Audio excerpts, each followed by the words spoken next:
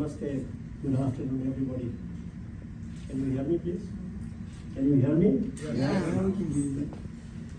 It's a pleasure to be back to American Nepal Society, because I used to be a member in the past. But as Sujitji mentioned in his announcement, I had left Washington to go to China and serve the Asian Infrastructure Investment Bank in Beijing for 7 years and a half. So I am actually a returnee. It's a pleasure to be here.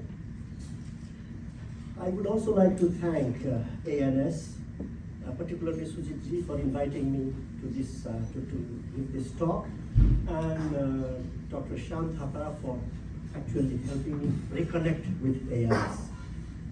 Thank you both, and thanks ANS committee for inviting me. As a lawyer, I need to provide a disclaimer. First and foremost, all the views and opinions that I express today, I talk about today, are my own.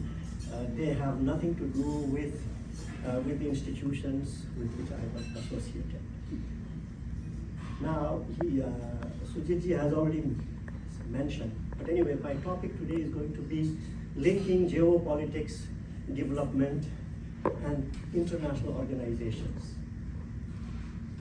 So a few words I would like to share to set the stage is that all international organizations are normally established with a specific objective by treaty. The objectives are very often included in the constituent instruments, whether they are treaties or charters or memorandum of articles, whatever they may be, but in the constituent instruments, the objectives are clarified, are specified. And these institute objectives can be economic, can be social, can be environmental, can be sometimes to deal with special type of crises, whatever that may be, but they are specified. There are thousands of international organizations in the world. So obviously you will understand that I won't be talking about, whatever I say will not be applicable to all of those institutions. They will be only applicable to the few. But one thing that needs to be said is that whilst most of the objectives are included in the charter, they are clearly articulated in the charter, there are many more interests, hidden interests, that will not be written. They are unwritten. And that is where the geopolitical part comes into play. International organizations are not just one-dimensional about what's in the treaty. They are also about which country joins, who becomes members. And those decisions are about who you want to associate with. It is not simply because there is an institution, so somebody will join, a country will join. There will always be some other considerations, whether or not to join an institution. And these are often dictated by the values and security concerns of all those who want to join. And also, these are the considerations that will be made by those who approve new membership in the institutions. All international organizations have in their constituent instruments provisions for new membership. It's always written. Because you can't have an organization without members. But the entry rules are pretty vague. They are quite vague. And those who are inside retain the power of approving or not approving new members. You might have clear rules about process, but not clear enough rules about the criteria and who needs to be admitted in an institution. Obviously, whatever I say does not apply to all the institutions, because there are very many straightforward institutions where these things do not matter much, especially when it comes down to dealing with a specific issue of water, and everybody wants to clean water, everybody is part of the game. That's not a problem. But whenever there are sensitive issues, then these things matter, and it becomes an issue of geopolitics. Countries will consider, most importantly, what their security interests are, what their geopolitical interests are. And only then an institution, the community will be able to shape an institution. So Sujitji mentioned that I worked in 3 international institutions. I was with the IFAD, which is a UN agency, which is headquartered in Rome, dealing with agricultural loans. There I was for 3 years in Rome, and that's where I learned the ABC of international lawyering. Then I went to the World Bank and spent 25 years working on about 55 countries in pretty much all the regions. I did not work on Latin America, but elsewhere I have worked in all the countries. And then after 25 years at World Bank, I was drafted to go to China, and then I worked with AIIB. I just come back from AIIB. So I touch upon these 3 institutions, how they operate very briefly, and then conclude by highlighting a few geopolitical issues. IFAD is headquartered in Rome, is a specialized agency of the UN, and its objective is to tackle agricultural problems in countries. It was created through a resolution of the United Nations General Assembly, therefore it is a UN agency. And following an international conference that was held in 1974. That conference had recommended that an institution to deal with agricultural issues be created, and so IFAD came into being in 1977. Whilst what is important in the context of IFAD is that whilst agricultural productivity, improving the agricultural productivity or food security was the main issue, was the goal included in the charter, the underlying strategic interest, or I call it hidden interest, was to bring in OPEC member countries, to give them power to decide about the development of the world, and to reuse the petrodollar.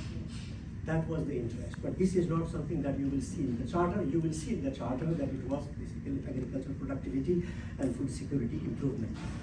Since 1977, IFAD has done a lot of projects. So I will not go into the projects, obviously, but what I need to emphasize in this context simply is that it has 3 types of members. There are rich countries who provide funds to IFAD, but they do not borrow. There are middle income countries that provide funds, and some of them are eligible to borrow money from IFAD. And there are developing countries that that also contribute a bit, but they are actually eligible to borrow funds from IFAD. IFAD has done a lot of projects in the world, and Nepal, because this is ANS, Nepal became a member in 1978, and it has benefited a number of projects from IFAD that have a very good record. After IFAD, I joined the World Bank, so I will talk briefly about the World Bank. When one talks about when one refers to the World Bank group, that person is referring to 5 institutions actually. They are talking about IBRD, International Bank for Reconstruction and Development, IFC, International Finance Corporation, IDA, which is International Development Association. They are also referring to MIGA, and they are also referring to an institution called ICSID, which is there to settle investment disputes. So when someone makes reference to World Bank Group, one has to ask which part of World Bank Group.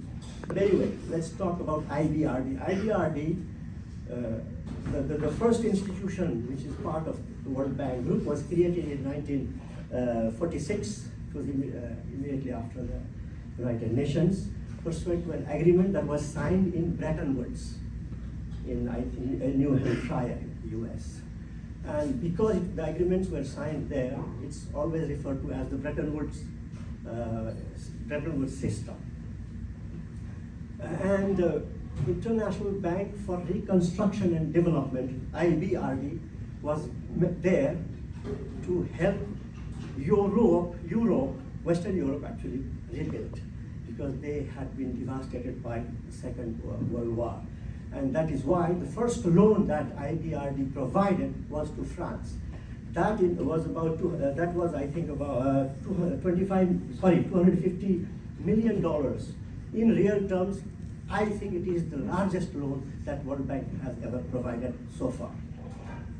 As time evolved, other institutions were created. IFC was created to deal with to enhance the private sector.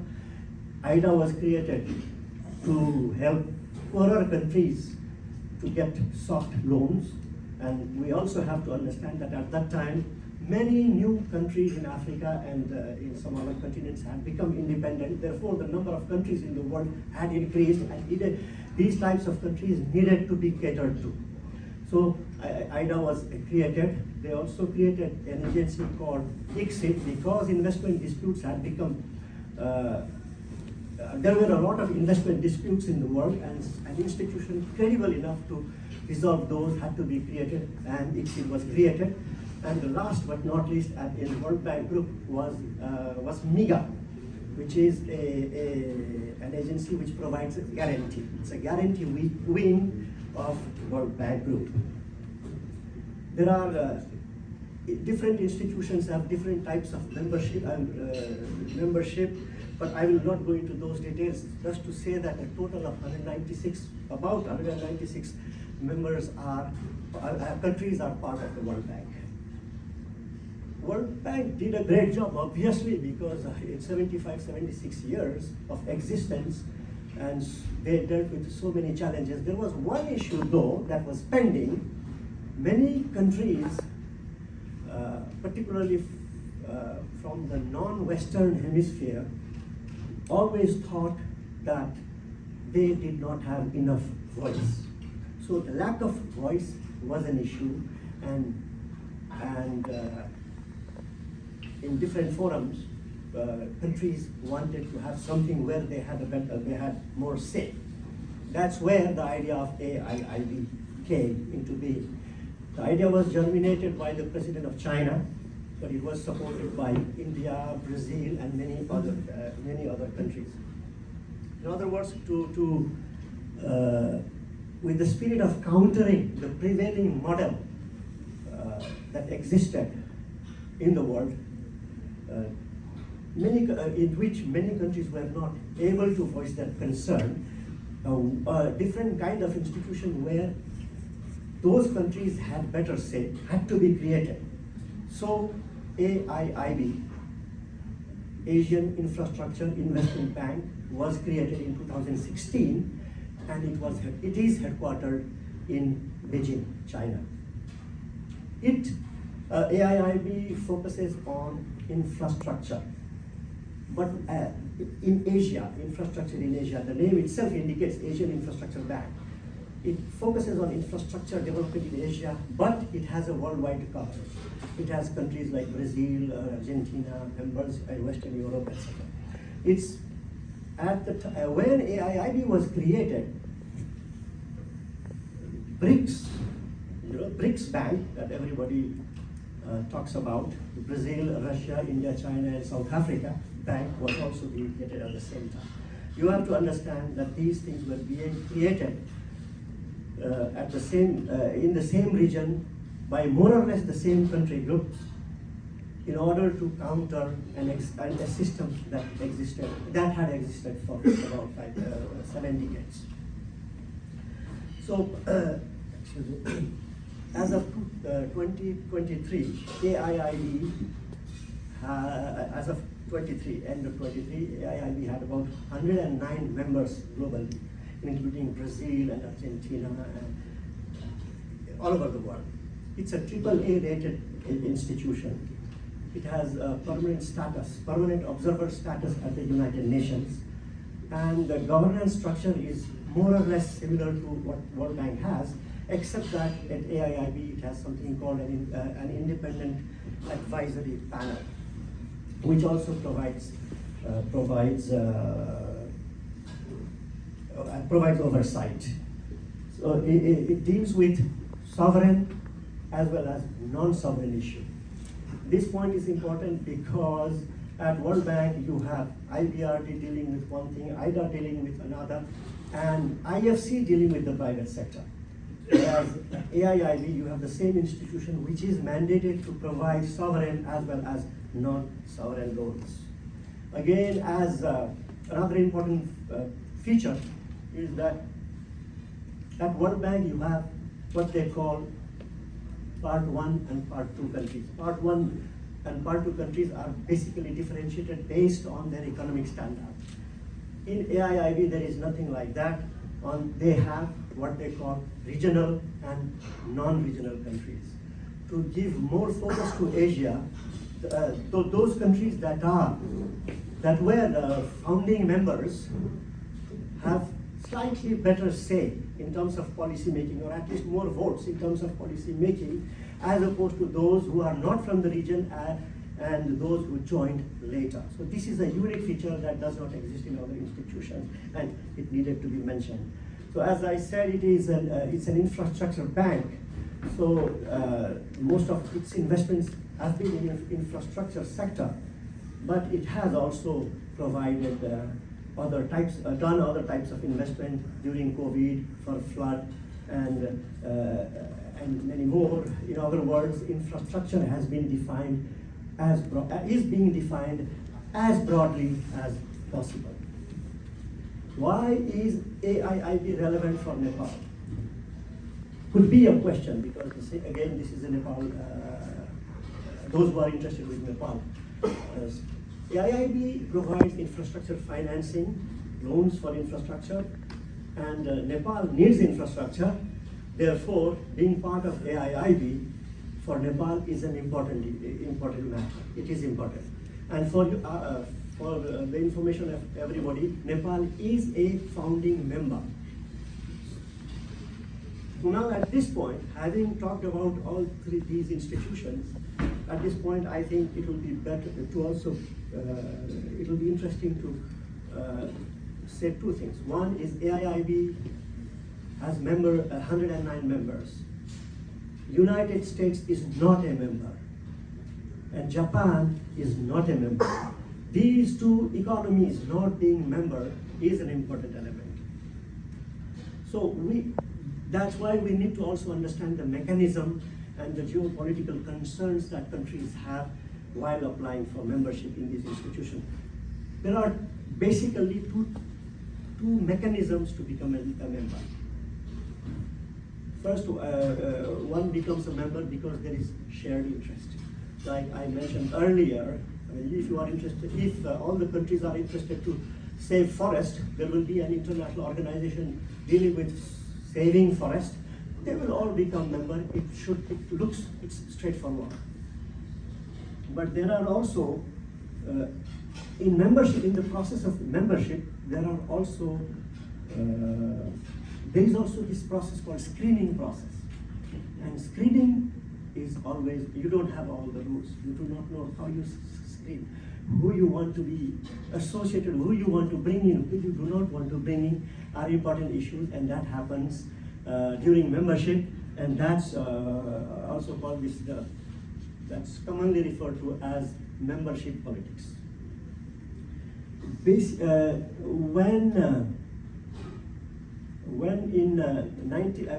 ILO, a very old institution, was created, for your information, ILO requires in their annual meeting, the representation from trade union. That's very important for ILO. And Japan joined. But Japan did not have anything about labor in Japan. They actually had a policy which was absolutely against what ILO recommended, but they still joined. Because they joined not because they wanted to improve the standard of labor standards in the country, but because they had some other political points to score. And so what one can say is becoming a member is being part of an international society.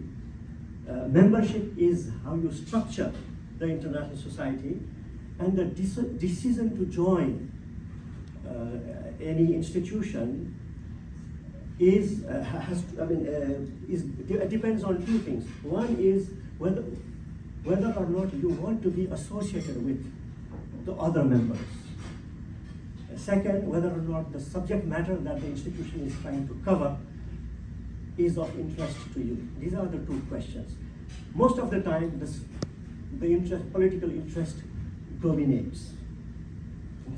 With that, countries hope that by being associated with an institution where such and such countries are members, they will be able to improve the relation with those countries and be able to achieve their political goal through technical means.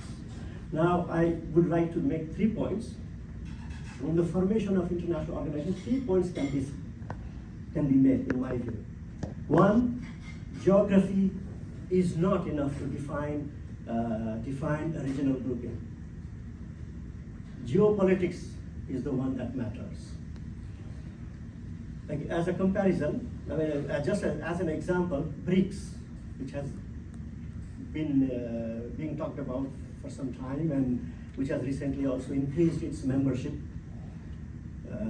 is a group that has Brazil, China, India, South Africa, and Russia. In terms of geography, they are they are not so close. They are distant countries, geographically. But for some reason, they decided to come together. Second point is securing leadership is important for many countries. I talked about Japan, and I will give another example of Japan. Japan happens to be one of the countries which has the biggest investment in Asia. They provide a lot of money in Asia, in East Asia basically. Japan joined the Trans-Pacific Partnership Agreement. It is the signatory of the Trans-Pacific Partnership Agreement. And that TPP does not include China, excludes China. But China's trade partnership with Japan is very important. So you do not, one does not understand as to why Japan has a great trade relation with China, but has also joined the TPP is a question for everybody. In the beginning, TPP was not very, when it was being prepared, it was not very popular in Japan. Mainly Brunei, Singapore type of countries were very active, but US, Japan, they were, let's say, they were distantly concerned. But at that time, there was a boat incident in the South China Sea. Japan and China and Japan had a tension because of a boat incident. And because of that boat incident, Japan became proactive in TPP because it considered TPP as a security tool for Japan against China. We have to also note that US, which was the initiator, which was also one of the initiators, actually backed out from TPP, but Japan is still involved with TPP. The last point is strategic preference of countries in becoming a member of an institution can be different even within countries that have similar values. The example is when AIIB was being created, United States had I will not use the word ordered or instructed, but forcefully recommended the European countries to not be part of AIIB. Yet the UK, France, and many other Germany and many other European countries decided to go and join AIIB, in which USA did not join and Japan did not join. So that's where you see that sometimes the preference of countries that are like-minded may not have the same strategic interest. To sum up, I will say that countries join IOs, international organizations, not only because the organization helps them, to foster cooperation on a specific technical issue, but also joining an institution, an international organization, is a way to politically convey their messages and to foster relationship with countries with which you do not have necessarily great relation. I think these are the points that are worth noting in terms of talking about geopolitics. But before ending, I would simply like to say that, and before thanking you all for your patience, I'd like to add that mine has been an exciting journey. I have done international lawyering for 35 years in different institutions, basically in the area of law and development, always spiced with political elements. So this has been very exciting for me. Again, this has helped me understand the theory as well as practice of what we study in law books. Thank you all for your patience, and if you have any questions, I would like to take them. I have a question. There you go. Yes. So, I mean, where would you place SARC? SARC. Like, how successful has it been? Is it beneficial?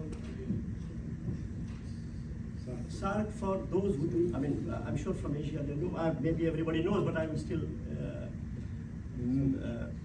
point out that SARC is South Asian Association of Regional Cooperation, which was established in 1985.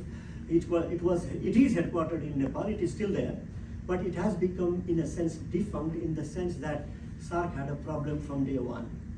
Any decision making within SARC had to be consensus, had to be unanimous.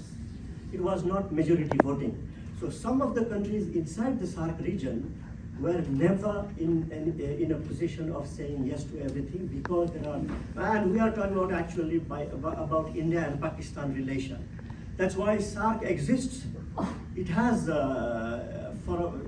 immediately after its coming into operation, it did a lot of, prepared a lot of instruments that were signed by treaties and memorandums signed by all countries, and there are some offices in Bhutan, in India, in Pakistan. Each one of the countries there is an office that carries out research, etc. But as of now, for the past 5-6 years, they have not been able to even organize their annual meeting. They were supposed to have, SARC was supposed to organize every year an head of government meeting, head of state meeting. That has not happened because basically because of India-Pakistan relation. And now what has happened in Bangladesh may have been another round of problem, I do not know, but so far it has not happened. Therefore, legally it is still there, but practically it has not been able to do anything. Next question. What does the international lawyer do? We heard a lot, but if you can explain it to Oh, thank you very much, Sujit. It's a very good question. I should have started by that, right? Why not? Yeah, thank you so much. An international lawyer. Let me share a story. When I came to the World Bank, I used to be a lawyer. I had a very small practice in Nepal. I had some friends, some colleagues. They were shocked that I decided to go to the World Bank. They said, "What is a lawyer going to do? You go to there is no court, no nothing. What are you going to do?" They were all in a sense, politely criticizing me for leaving the bar and bench and go to an international organization. They did not understand that World Bank. They thought that World Bank was only to provide loan, that there were so many legal issues that were involved in it. So that's why I thank you for that question. It has 5 or 6 main things that an international lawyer in an international organization would do. First and foremost, in-house counseling on any advising on any institutional and administrative matters, because there are rules inside the institution. There is governance which has to be properly done and monitored, and legal advice is always important. There is a charter, there are treaties, and so that's one thing. Second is in development institutions like the World Bank, IFAD, and AIIB, they provide loans, they invest money in different countries, and the transaction work is huge. And in every transaction, there is work for lawyer, like contract drafting, agreement drafting, negotiating, packaging, etc. And most importantly, conducting due diligence for each and every project. There is due diligence that needs to be done, and this is the bulk of the work of a lawyer. There is also some role for lawyers in treaty making, mostly project related, but they can also be for new regime establishment. And in this context, let me add that I would assume, I guess you have all heard of this Indus Water Treaty between Pakistan and India, which was signed in 1960. It was, the negotiations for that treaty took 10 years. And it was actually, the treaty negotiation and signing was possible because the World Bank lawyers, World Bank provided good offices. They were not mediators, they were not negotiators, but they provided good office. And thanks to that, the treaty was successful. And so far, Pakistan and India have not yet had another war. And based on that treaty, hundreds of hydropower projects on the Indus Valley were possible. So that's an important role. Research is another area where a lawyer in an international organization would be involved. There is always legal opinion issues, and for that you need a lot of research. The lawyers are involved in policy drafting because policy are conceived by technical people but written by lawyers. And there is always, the lawyer's role is extremely important, and whenever there is an investment in a country, there is need to review the constitutional, legal, and regulatory provisions. So another chunk of work of a lawyer would be devoted into dealing with these matters. There is training. Lawyers do a lot of training in big institutions, not all, but in big institutions. In institutions like the World Bank, lawyers not only participate in the training of staff inside the institution, but also go and train officials in other countries. On issues that concern international development. And another important work that a lawyer does is this coordination of internal coordination, but most importantly, external counsel coordination. The relation with external counsel are always done or ensured by an in-house, by a lawyer inside. So that's what, by and large, what a lawyer does. It's a lot of work actually, but I try to only summarize. So, yeah, yes. Yeah, thank you, Kishorji, for your deliberation on this very important and complicated topic. My question is, when it comes to the Bretton Woods institution, I mean the World Bank system, it is the United States which actually controls and actually shapes the contours of the policy instrument, right? Basically, we all know that. When it comes to the AIIB, which countries actually shape those policy instruments, policy imperatives, and is AIIB somehow is a competing institution with Bretton Woods institution or World Bank system? Good question. Thank you. Thank you. Actually, there are two questions. One is whether or not AIIB is competing. Obviously, yes, when it was being created, everybody thought that AIIB was there to compete with the World Bank, and that is why World Bank in the beginning was also not very happy. Premji here would remember those discussions that we used to have at the World Bank offices. Oh, AIIB is coming into play, our business is gone, etc., etc. But those things were real. But surprisingly, World Bank and AIIB are working together since day one, and so many projects are being co-financed by projects are co-financed by these two institutions. Same logic apply, same argument would apply to ADB. ADB was, ADB leadership, ADB funding essentially was from Japan. Japan did not, as I mentioned earlier, Japan did not become a member of AIIB, yet through Asian Development Bank, there are so many projects that are being co-financed, and then those co-financed operations, because there is funding from 2, if not 3 institutions, the member countries benefit. This is the answer to one of your questions. But the second one, which is tricky, and that is actually a tricky question, it's very simple. The golden rule, there is a golden rule. Whoever has the gold makes the rule, right? And in World Bank, it so happens that first of all, it is in the US. US is very big shareholder. Therefore, all policy making will not be possible if the US were not going to be supporting it. But still, because of oversight mechanism, because of board structure, a balance can be created. But you are absolutely right.